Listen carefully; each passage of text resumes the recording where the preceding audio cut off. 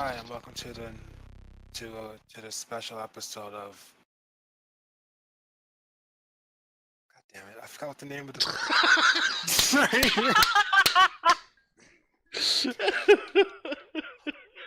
I forgot what the name of the podcast was. Hi, and welcome to a very special episode of Near Dark Podcast. I'm Tagger, and we'll be discussing Friday the 13th. I have with me Ogge. I have with Oh, me Josef, hello. and I have with me Angels. Hello. And like I said, we'll be discussing Friday the 13th from 1980.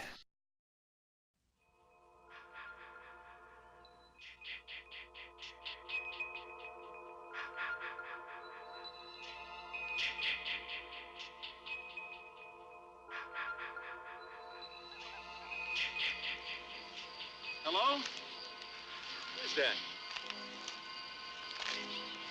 Oh, hi. What are you doing out in this mess? One, two,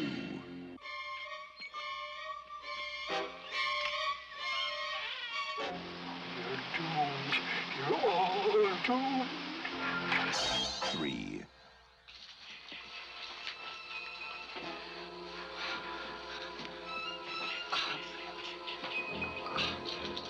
We weren't doing anything. We were just messing up. four,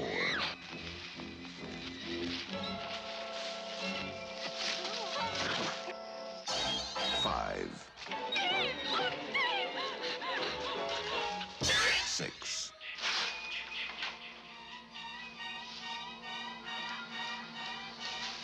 Must be my imagination.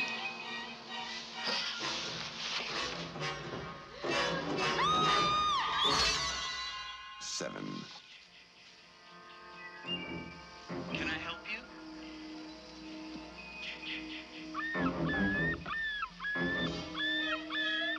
Hello? eight,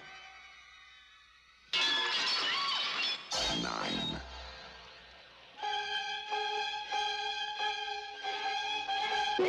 10,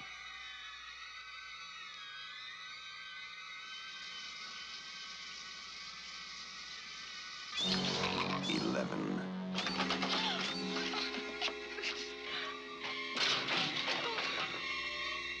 12. Friday, the 13th. You may only see it once, but that will be enough.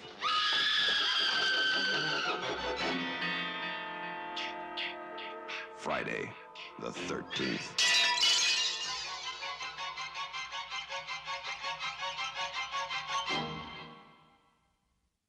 A group of teenagers arrive at the summer camp. At summer camp, Camp Crystal Lake to rebuild the place before a big reopening. Unbeknownst to them, the camp has a dark history. 22 years prior, a young boy drowned in the adjacent lake. In the following year, two camp counselors were murdered.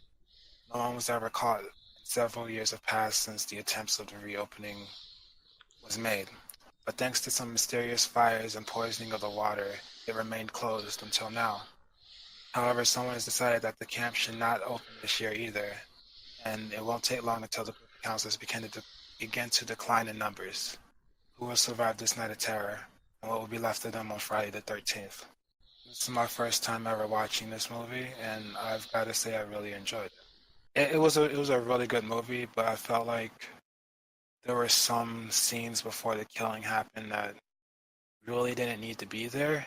Like Joseph said when we watched the movie, the death of the snake wasn't really needed. It was an unneeded casualty, and since it was a real snake, it was, in my opinion, it was really assholish. They could have they didn't need to chop the fucking snake into little sausages. They could have just fucking wrapped it up in a sheet and just tossed it out into the woods or something. Like I told Joseph when we were watching it, I didn't really have any actual thoughts on the movie, as I already enjoyed the Friday the 13th franchise. But I honestly did not care for Steve. I don't know if he was like the owner of the camp or whatever, but Steve was the he was the guy who had bought the place to reopen it. okay, so he was the current owner. Yes. Yeah, I did not care for Steve. Everything about his character and the way his character dressed rubbed me the wrong way. And the fact that I think it was like one of the first scenes of him outside the camp. Outside the camp, where he was talking to one of the diner attendants, and he was like, "Oh, all the counselors out, all the female counselors are quite the catch." And I'm like, dude, you look like a fucking pedo. You need to just stop. You have a pencil-on mustache. You're walking around the camp with your shirt off. You look like you're about in your 30s. I don't know what the ages of the counselors were supposed to be, but I'm assuming they're teenagers doing what teenagers do. And it's just not necessary. And speaking of the clothing, I did not like the clothing of the fucking counselors. Everybody, and when I say everybody, even the males were wearing the fucking short shorts. You have to remember. This I movie don't was fucking made. care what year it was. You put on some normal shorts like a normal male. Put on some fucking shorts that at least cover your knees. Nobody needs to have shorts that go up to your fucking crotch area. You don't need that. I don't care how old you are, you do not need that. That is disgusting. I I don't think I've ever heard Tiger this mad before.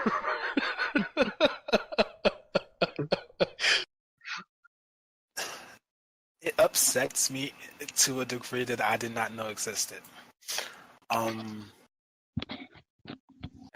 Besides that, everybody in the fucking movie was stupid. Besides the killer and that one girl, the not Annie, because I think Annie was the one who was just coming to the camp, right? She was the one who was so excited to make it to camp on the first day and be a counselor or whatever, and she hopped into a she started hitchhiking. The cook teenager. Yeah. Yeah. Mm. Not her. I don't remember what the name of the person was at the end of the movie. But besides, the final girl. yeah. Alice. Okay. Alice. But besides Alice and the killer, everybody. Well, no, I'm not gonna say Alice wasn't. I'm not gonna say Alice was smart. Alice was dumb as fuck. She wanted to get herself killed. The only smart one was the fucking killer. It was a really good movie. For my first time seeing it, I'd give it 7.5 out of 7.5, maybe an 8 out of 10. It was a good movie. Maybe a little bit too much sex for my liking, but it had its good moments for comedy. It had its good moments for gore. I really enjoyed it. What did you guys think? I liked it. I've actually seen this movie a couple of times. I think this is my third time watching it. The prior times were maybe like a year or so, or maybe even less. Anyway, the first time watching, I thought it was pretty boring the first half, but this time I thought it was it was pretty okay. Like the first half, it wasn't like I was on the edge of my seat, but I wasn't bored watching it. I really like the final, like the chase scene, and as soon as the murders start happening. Same. I enjoyed the killings. I'd say it was maybe there was like way too many kills that happened off screen, or maybe I just wasn't fully aware of when the killings were happening, but I thought there were like way too many kills that happened off screen. I wanted to actually see people like get stabbed and gutted and shit. I don't know if they actually. I thought it wasn't that many off-screen kills, but I might have seen some type of uncut version. I'm really not sure. I want to put something in here. Tagger is right. There are a lot of off-screen kills in this movie, but you have to remember that this was pretty much the first of its kind, a camp slasher. So it's set the what's it called? The tone for the slasher boom during the 80s, because this movie was pretty much responsible for the subgenre. It pretty much opened the door for the slasher genre. Yeah, well, the slasher genre, Friday the 13th didn't create the slasher genre. The slasher genre existed before Friday the 13th, but the term hack and slash movie, which became slasher movie in the later stage, this movie was responsible for that expression. Because it opened the door for a sub-genre, which is pretty much camp slaughter. Camp slashers. I don't remember when or how old I was when I watched it the first time, but I know I watched it with Josef. I think you were gonna recense them or something on the blog. Review it. Yeah. I don't remember what I thought of it the first time, but I think I watched it like 10 times since that. And I still think it is as good as it was back in the day. Something that it took me over 10 times watching the movie to actually understand. And on that Scream, I didn't understand until like this year that it's actually not Jason doing the killing. Oh boy. What do you mean when you say that Scream? In Scream, in the beginning, they play a game over the phone. It's like, oh, who's the killer in the first Friday the 13th? And she says, Jason. And he says, wrong answer. And then you get to know is Mrs. Voorhees. And I didn't watch Scream until this year. For the first time? Yes, for the first time. Holy I'm a shit. big horror fan. Like, horror is the biggest genre I enjoy. I love horror in any sort of way I can come across it. But I haven't watched a lot of the classic ones yet. I'm still working on it. But yeah, I never understood that. So, yeah, I'm stupid.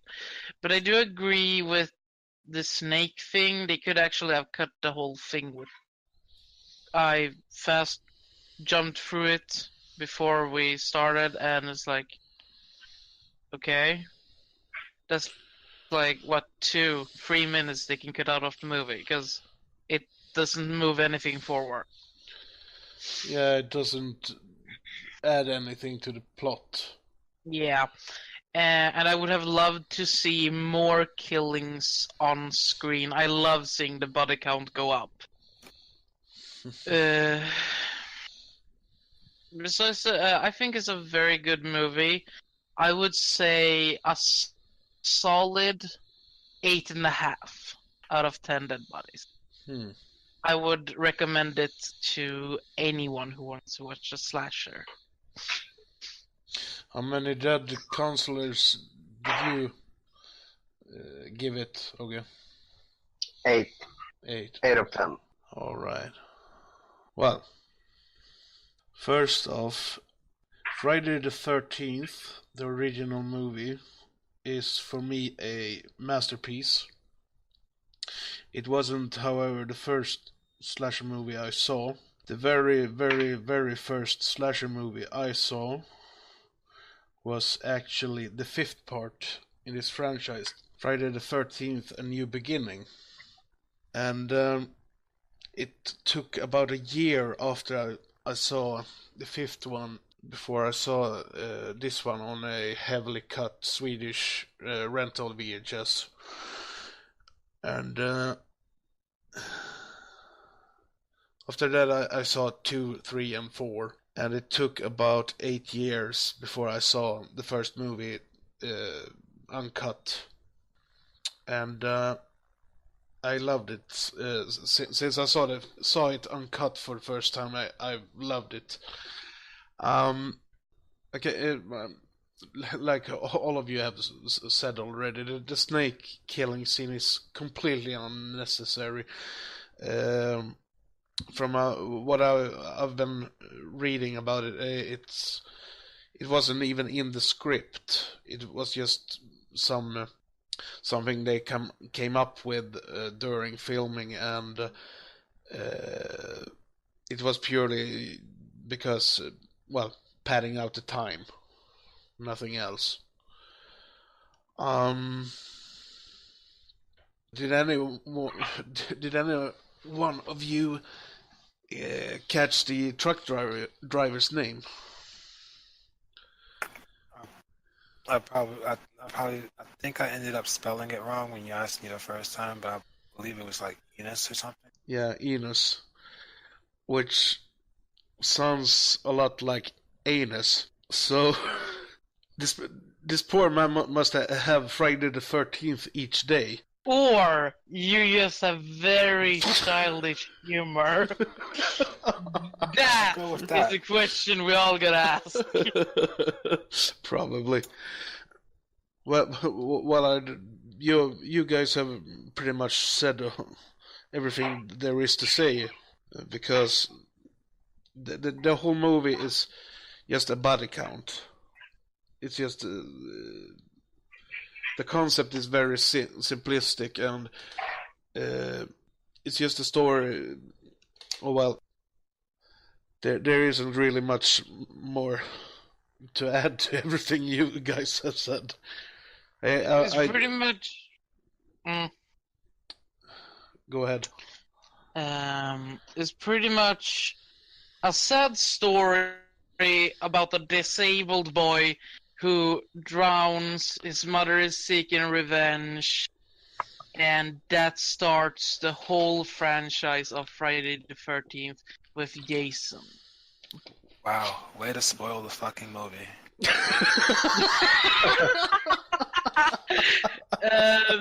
I'm gonna say something though. Something I really like about the movie is the creepy guy on the bicycle. Crazy Rolf. Yeah.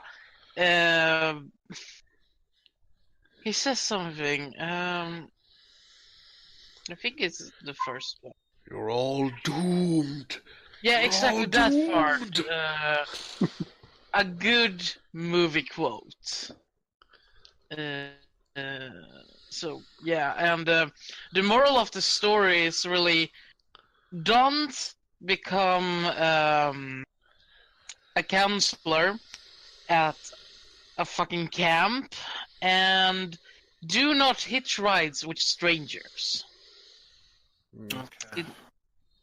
So hitch rides with strangers and become a camp counselor. Got it. Yeah, we don't want to see you come back to the podcast anymore, Tiger. Exactly. If your child drowns, do not become a serial killer. They will chop your fucking head off. Yeah, that too. Yeah. Ogge, You talked about the first half of the movie is pretty boring. Yeah. Yeah. Most slasher movies, well, not most of them, but a lot of slasher movies has that slow build-up, especially the slasher movies from the early 80s, has that slow build-up before, well, the killing spree starts. Well, it starts as a very slow burner. Yeah. You get to see some backstory, but not a lot. It's like the perfect amount. Yeah, it just tips you off what the movie is all about, basically. Yeah, exactly. And like Tagger said about the guy owning the place, the first thing I thought when I saw him was porn stash. Like he could easily star in a 1980s porno. More like 70s. And that too. I believe. No, I might be wrong. Cut me out if I'm wrong here. But I believe she likes. The final girl lays down in a fucking canoe and like pedals it out in the middle of the water, and the police shows up. And just when she's about to like scream something to them, young Jason comes up off the water, grabs her, and drags her down. I believe that's the first one. Yeah, that's basically the ending. Yeah, for me it's just like, okay, what? Now, okay, sure, like he drowned, he comes back as a full-grown adult in a jumpsuit, okay, but still, that's just okay. The movie's good, but still, that's a big question mark for me. Well, not really. It's a dream sequence. Really? Yeah. Never caught on to that. Well, it's supposed to be a dream sequence.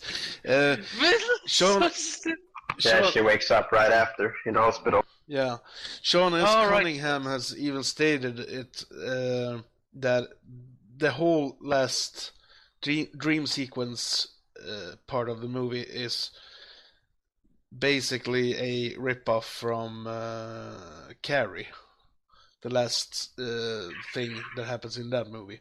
Okay. Yeah, it was ages ago. I think like 2 or 3 years ago since I saw Carrie, and I don't remember shit. I need to rewatch them. But kinda, in my opinion. I've never seen the original Carrie. Oh, you should. Well, okay. I got something. I got something to say about that final jump scare with Jason. When I and Linus, a friend of ours, we had a Friday the 13th marathon. We watched all of the movies in 3 days, and at that last jump scare, Linus almost jumped out of the couch. Pussy. Finishing off what I was gonna say is, I believe you can actually cut out all of the dream sequence. It doesn't make sense. How so? It just doesn't make sense. Like, okay, you lay down in a fucking boat, you end up out in the middle of the fucking water, and it's like, okay. No normal functioning person. No person who works normally would do that. Okay, sure. She's just been on a fucking camp where everyone is slaughtered, but still, I don't think you would do that.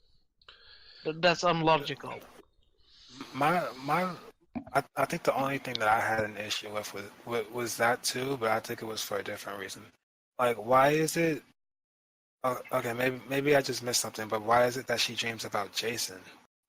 Was she a counselor there when he drowned, or No, didn't she's too young for that. Yeah, she was probably not even born. okay, then how was she able to have this dream of what Jason looks like and just have him drag her underneath? Why not have a dream sequence of Mrs. Voorhees doing that? I, well, it's because Mrs. Voorhees is confessing to want to kill them because of her son drowned. So that might have caused her to dream about the young boy who drowned. Okay, I think I get that part, but I don't understand how she's able to dream up what Jason looks like, though. That's something I still don't understand. That's Yeah, a that's a pretty interesting thought. Actually, I never thought about it. What do you guys think about the real ending when Alice wakes up in the hospital bed? I thought it was an interesting end to a movie because I think normally for slashers, it probably except for maybe Scream and Child's Play, um, most of the times all the victims are dead, and seeing that she survived, and instead and seeing that she was able to survive but still be over, over overwhelmed with trauma to end up in the mental hospital. I thought that was a pretty nice touch. yeah, I do agree upon that. You have been in a very traumatizing situation with someone who tries to kill you and kills all your friends. It's a nice touch. It's nice also seeing that someone lives after something like that. Isn't like maybe 7, 8 out of 10 slashers, everyone dies. What Mm, about you two, Josef and Ogge? you go first, okay? Uh, I liked it, but I also wouldn't mind. I actually wouldn't mind that if the movie kind of ended with Jason dragging her down to sea, because that would actually mean that we knew already then that Jason is in fact alive. So I think that could also have been pretty interesting. I'm sorry, I'm actually siding with Ogge on this one. I would have loved if they ended the movie with the camera panning down to the water just after Jason has pulled Alice down into the water, because sure it wouldn't really make any sense because he drowned over 20 years ago and he's still a kid in that sequence, but it would have made a little bit more sense with the sequels, if you know what I mean. Oh.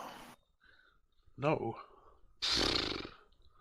If you mean in the sense of like it'd make more sense with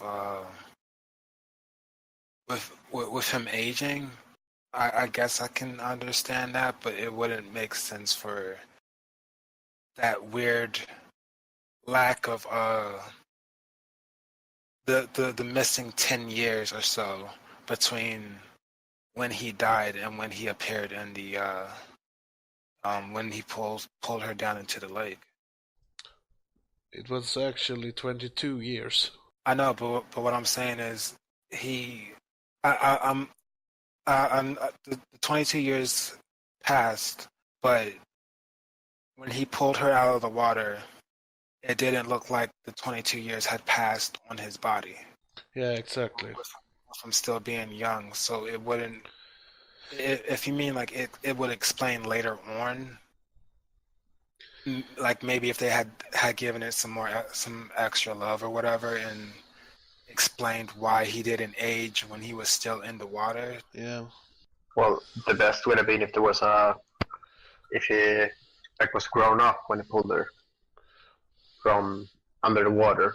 That would probably have been the best. Mm. But they probably didn't know they were gonna make a sequel at that time. No, probably not. Or it's just a movie, so who gives a shit? That's a fair point. I kind of do.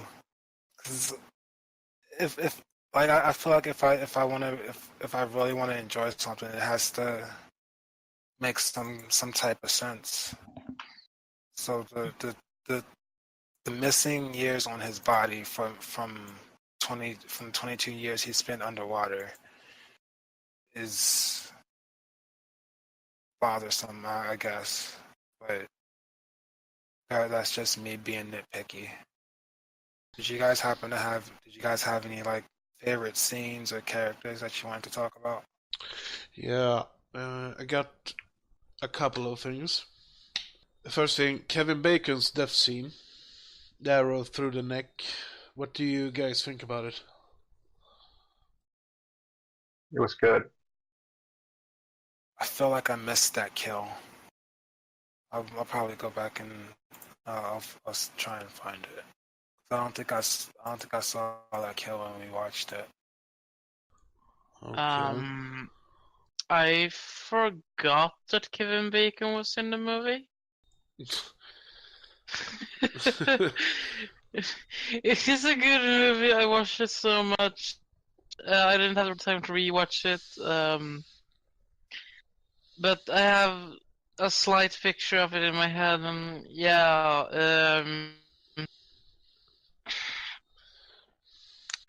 I think it was one of the first times I ever seen someone get killed in a different way than the normal kind of like shot to the heart or whatever and stuff like that. A for effort. Okay. Personally, I think it's a very iconic and a very awesome kill. But my favorite kill of the entire movie must be, I don't know how to pronounce her name, but Janine Taylor's death scene. The girl who gets an axe to the face. What do you guys think about that one? I thought that was a fun kill. Like she was one of those she was one of the slutty ones, wasn't she? she I mean, she they was were Kevin. all pretty much slutty, but She was Kevin Bacon's, I don't know, girlfriend. okay, so she was a major slut. Some, yeah, exactly. All right, yeah, I enjoyed her death because she was. It's for some reason it's always the slutty ones that are like the dumbest fucking ones, and they always give like the best deaths. What do you think about it, Ogge? Yeah, I like pretty much every kill except for the off-screen ones. But I think my favorite is probably axe to the head one. Yeah. Axe to the face. Yeah. Did any of you pick up on the diner waitress, her glasses? I didn't really pay much attention to her outside of the conversation that Steve had with her. I mean, her glasses, they like cover 85% of her face. Yeah, back then, bitches needed bifocals. They couldn't see for shit. Her alone. She was a decent person in that movie. You leave her the fuck alone. Well, do. Jagger is putting down his foot. Putting down my foot, putting it all up in his ass. Well, then you aren't putting it down, then you're kicking it. I'm putting it down and I'm kicking it up his ass, okay? Wow. Thanks. You leave that diner waitress alone. She's just trying to live her life. Yeah, paying for. She's trying to get a salary to afford having all her, like, 11 cats. Hey, cats are family. Whether they're assholes or not, cats are family. I never said they wasn't family. I said she tries to provide for them, give them food. Oh, I didn't hear that part. I'm sorry. Clean your ears. No. All right. Which scene in the movie did you think was the most suspenseful one? I'd say it had to have been. I think it was the after they were finished doing like strip Monopoly or whatever, and one of the girls had like left her cabin window open and she went to go check that out. I don't know if it was her or if it was a different girl, but somebody was washing their hands and it like you could hear the iconic sound of the Voorhees, which is like the thing, and it felt like around every corner she was gonna try and like jump out and kill her. I thought that was pretty fun. I agree. It's the scene in Yeah, the bathroom yeah. with Brenda when she's brushing her teeth, and you see the killer like watching her from behind one of the shower curtains.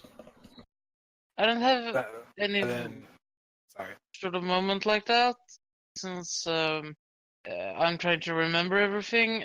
But in all the Jason movies where they have the that's something I love. It's just like, yes, something exciting is gonna happen. So kind of almost every one of those moments, really. I like the scene where Mrs. Flores gives her monologue, and you actually find out that she is schizophrenic, and she starts talking like Jason. That's That a good was, one. Yeah, that's chilling. That actually brings me into my next question. What do you think about Betsy Palmer's performance in this movie? I mean, it was awesome. That was awesome. Yeah. She would have been. She was probably the best actor in this movie, I'd say, or she had the best performance.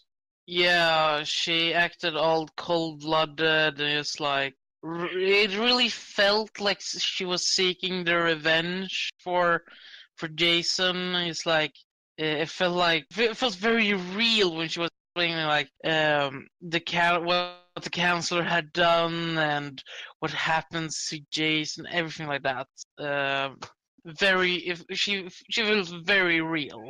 I especially like the little bits where she was talking to herself as Jason, like kill her, mommy, kill her, mommy. I thought that was a really nice touch. Don't let her get away, mommy. I won't, Jason. I won't.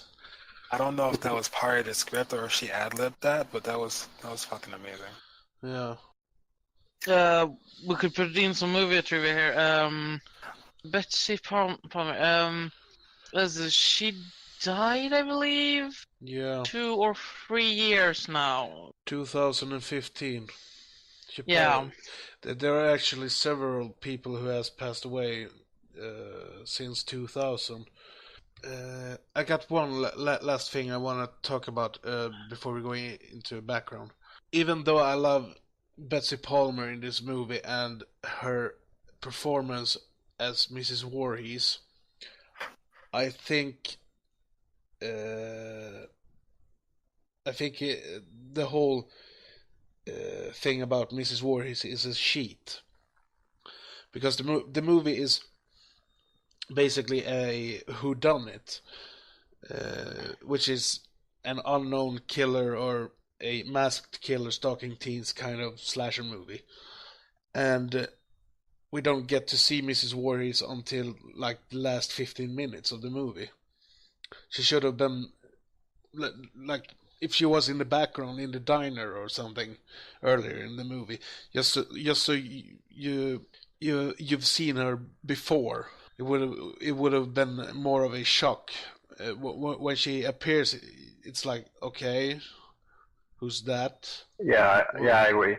Yeah, I would have loved to actually see her somewhere in the background out and just like, well, it's kind of also a good thing because you get kind of this false security that, okay, here's this woman, she's a little bit older, so she kind of has this mother feeling over it, and it's like, okay, the final girl is gonna be safe with this person, and it's gonna be another killing.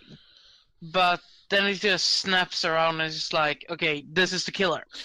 Yeah, she Motherfucker.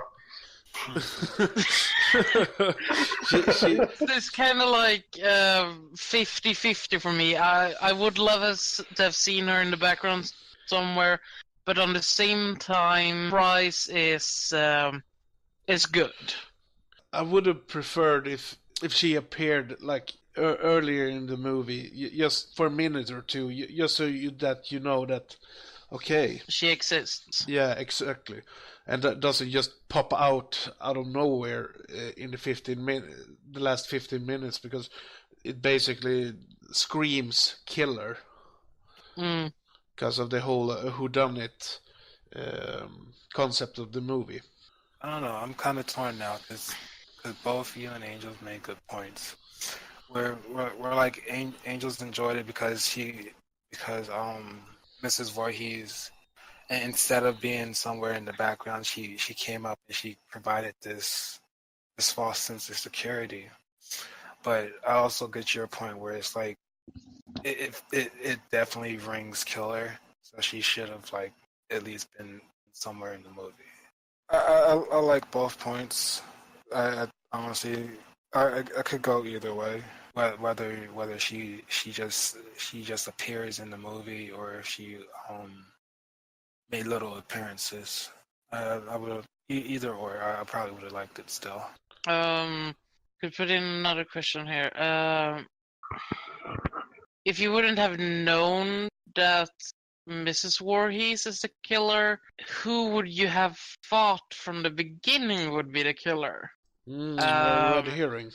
Yeah, for me, I remember this pretty clearly. The first person I thought was the killer was Crazy Ralph the first time I watched the movie. I remember that part at least. I don't like. I was new to the horror genre, and I'm like, "That's the killer." And it's like, "Shit, it is not the killer." So, okay, what do you think? I don't know. Probably that Crazy Ralph guy is probably one I would have suspected. If I didn't know it was Mrs. Voorhees, I'm not entirely sure who I would have suspected. I don't think I would have suspected Ralph. I would probably have suspected one of the other counselors. Maybe that police guy could have been a good suspect.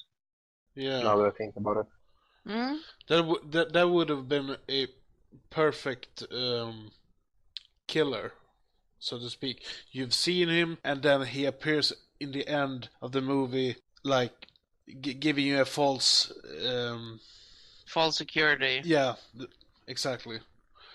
Yeah. That he will be the hero, but instead he turns out to be a fucking nut job.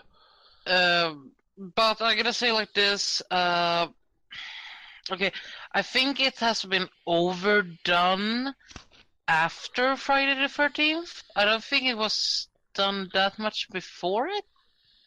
Because I feel like I've seen that several times. Like, oh, this authority figure is coming around, and oh no, everything is safe, but he is the nut job actually.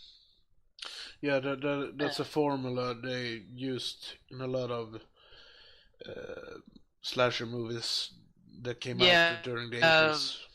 yeah. No, it feels kind of like overdone, but yeah, that's just my thought on it. Okay, so the biggest fanboy of Jason, what do you think? Like, if you wouldn't have known. To be honest, I can't remember. I can't remember where I thought the first time I saw this movie, because I saw Scream before I saw the first Friday the 13th movie, but I was at a such young age that I didn't really catch that they talked about a real movie in the beginning of Scream. Yeah, it kind of sounds like a fiction movie. They just make up for the movie. Yeah, exactly. I didn't understand that Friday the 13th was a real franchise back then. But yeah, probably. I don't know about Crazy Ralph. That would have been a bit too obvious. Perhaps one of the other counselors or one of the cops. Or So perhaps the diner waitress with the big just glasses. because the glasses, isn't it? Yes. Oh yeah, those glasses. The bigger they the keep a lot of secrets in. the bigger the glasses, the more crazy. Ah, okay, that's why your glasses are so tiny, huh? Hi. I think that kind of sums up all we can talk about the movie, really. How about some backstory? How much it Background. cost to make it, and yeah, finishing up. Do you guys have any background? I had one piece of background, but don't know what I did with it, so I can't find it. Okay. It was basically like it basically went on about how everybody pronounced the sounds that that would follow Jason whenever he got near. How people pronounced it wrong. How it's like how people pronounce it like when it's really like or something like that. Yeah, they have released a small game based on Jason's series, and in the text it doesn't say. It actually says. So yeah, I think I've gotten that wrong over the years. I think it's ki ma like in kill mom. That makes sense. I can see how you can get it wrong. Yeah. Ogge, do you have any background? Well, basically the only thing I have is that snake. That was actually a real snake they killed for the movie. And whether, well, nowadays they would never do it, but back then that was kind of a thing because of special effects and so. That kind of sparked the rumor of the snuff movies. That there was like an urban legend that they would kill humans because they couldn't afford the effects, basically. Which it wasn't true. You sure about that? Yeah, as far as commercial movies, I'm pretty sure.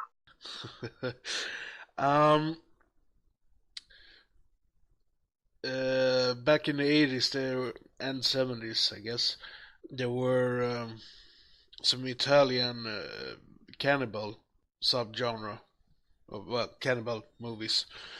Well, a couple of them is pretty well known because of the animal slaughter in them, like Cannibal Holocaust, for example.